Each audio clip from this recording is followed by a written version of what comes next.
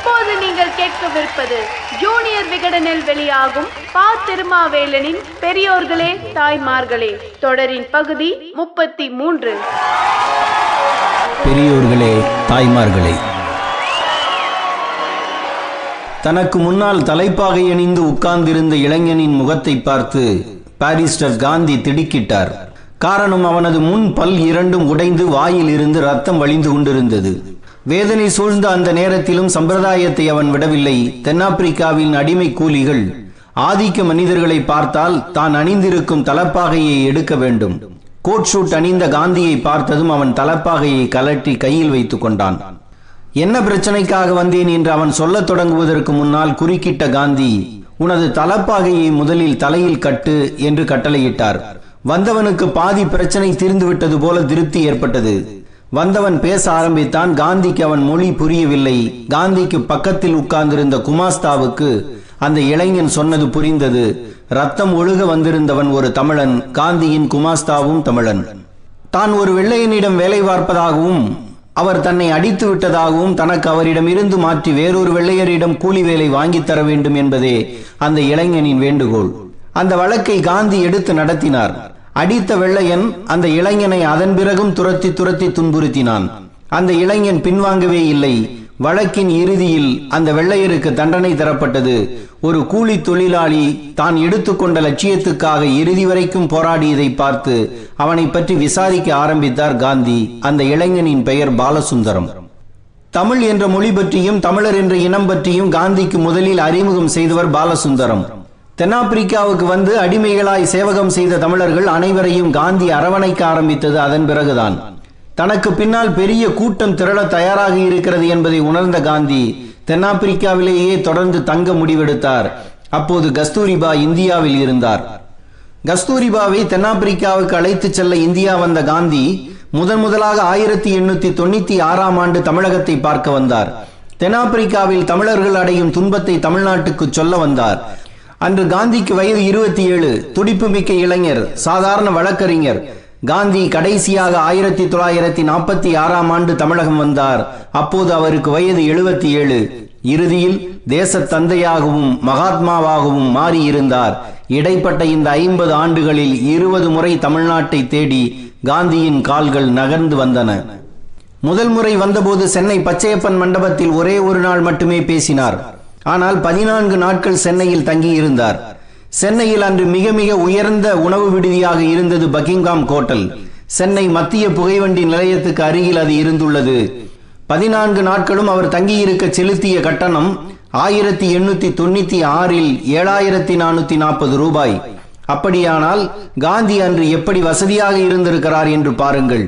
தென்னாப்பிரிக்க இந்தியர் பிரச்சனையை பற்றி ஒரு புத்தகத்தை எழுதி சென்னையிலேயே ஒரு அச்சகத்தில் அச்சடித்து இங்கேயே விநியோகித்து முடித்துவிட்டு தான் காந்தி திரும்பினார்.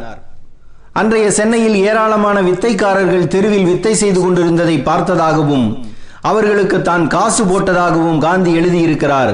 இன்று வந்தால் அந்த வித்தைக்காரர்கள் கட்சி நடத்தி கொண்டிருப்பதாகவும் அவர்களே மற்றவர்களிடம் இருந்து பணத்தை பறித்து கொண்டிருப்பதாகவும் எழுதுவார்.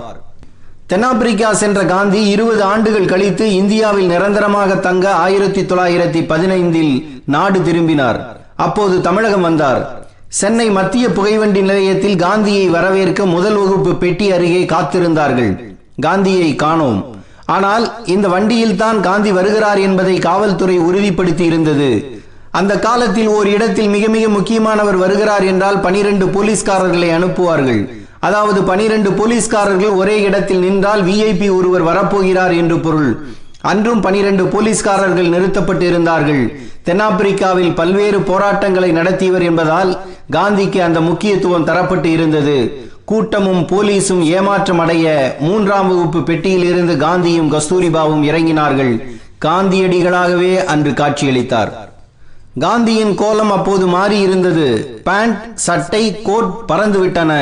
சட்டை தலைப்பாகை பஞ்சகச்சமாக கட்டப்பட்ட வேட்டியே அவரது உடையானது. காந்திக்கு மாலை அணிவித்து கூட்டமாக அழைத்து வருகிறார்கள்.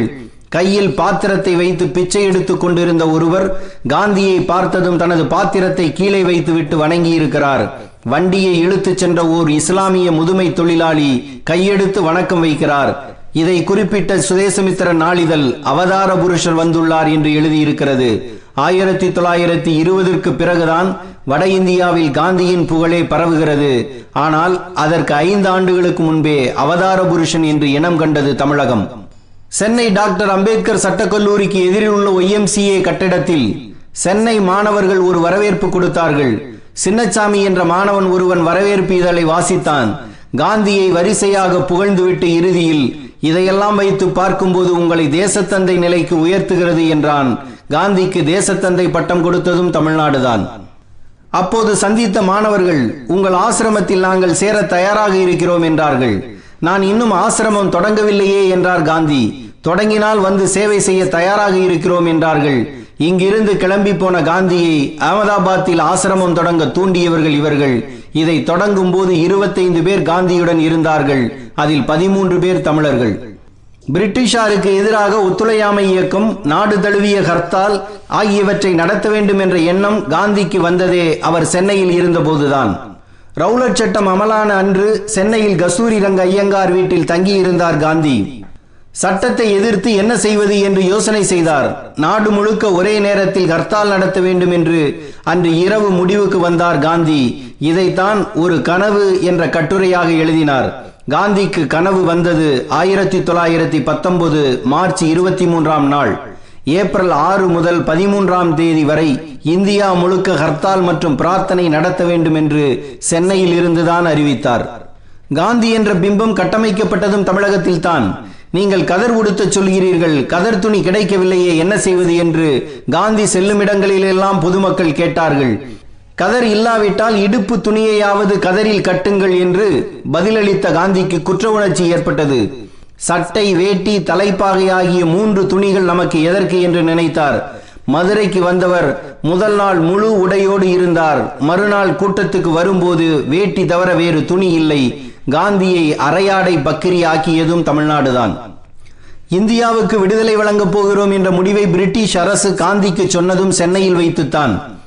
பிரிட்டிஷ் பார்லிமெண்ட் குழுவைச் சேர்ந்த இருவர் அவசரமாக சென்னை வந்து 1946 ஜனவரி 23ஆம் நாள் காந்தியை பார்க்க வந்தார்கள். தனது அந்தரங்க செயலாளர் பியாரிலாலை கூட வெளியே போகச் சொல்லிவிட்டு அவர்களோடு பேசினார் காந்தி. ஓராண்டுக்குள் இந்தியாவுக்கு விடுதலை வழங்க தயாராகிவிட்டோம் என்ற தகவல் காந்திக்கு சொல்லப்பட்டது. சுதந்திரத்திற்கு முன்பு ஜனவரி 26ஆம் நாளை நாம் சுதந்திர தின உறுதிமொழி ஏற்பு நாளாக கொண்டாடி வந்தோம். அன்றைய தினம் சென்னை இந்தி பிரச்சார சபாவில் பேசிய காந்தி, அடுத்த ஆண்டு இதே நாளில் சுதந்திர தின உறுதிமொழி ஏற்றுக்கொண்டிருக்க மாட்டோம் என்று சொன்னார். அதாவது சுதந்திரத்தை அடைந்திருப்போம் என்ற பொருளில் காந்தி பேசினார். இந்தியா முழுக்க தீயாக பரவியது அந்த தகவல். இதை சொல்லிவிட்டு மதுரை போன காந்தி அங்கு மீனாட்சியையும் பழனி சென்று முருகனையும் தரிசித்தார். போகும் வழியில் திடீரென ஒரு கிராமத்துக்குள் காந்தி போனார்.